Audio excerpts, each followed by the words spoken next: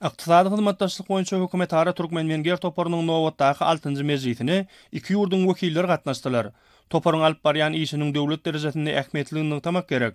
Munyň şeýledigine ýakynda 25 sentýabrda geçirilen ministrler kabinetiniň mejlisinde hormatly prezidentimiň bu arada aýdyp, Wengriýa döwletiniň hem Türkmenistanyň hyzmatdaş döwletleriniň biri bolup, iki ýurdun özara dostluk gatnaşlary alyp barýandyklaryny belleýändiginden hem göz ýetirmek bolýar.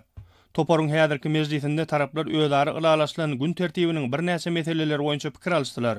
İki ýurdun sowda ykdysady hyzmatdaşlygyny ösdürmek bilen baglykda taraplar bu hyzmatdaşlygy Wengriýanyň Ýewropa Birleşiginiň agdasy bolup durýandygyny nazara almak bilen amala aşyrmaga taýýardyklaryny ma'lum etdiler. Toparyň agdalary hyzmatdaşlygy ýeňeltmäge mümkinçilik berjek we iki döwletiň hojalyk düdümleriniň arasynda iki tarapdaýyn ykdysady we maýy goýum hyzmatdaşlygynyň bundan beýlekde berkitilmegine ýardam berjek. Türkmenistanyň we Wengriýanyň hökümetiniň arasynda maýy goýumlar höwetlendirmek we özara gorumak hakynda ılalaşygyň gol çekilmeginiň möhümdigini bellediler.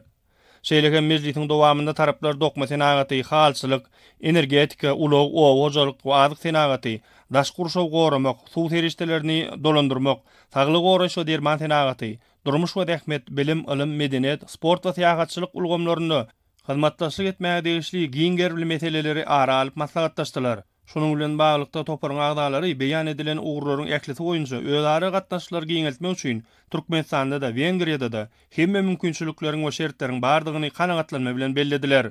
Mejlisi ykdysady hyzmatdaşlyk boýunça hökümet ara Türkmenmenger toparynyň nowatdaky mejlisiniň geçirilmeli möhletleri we ýeri baradaky mesele hem garalyp, şunda toparyň 7-nji mejlisiniň Budapest şäherine geçirilmegi barada ılalaşyldy.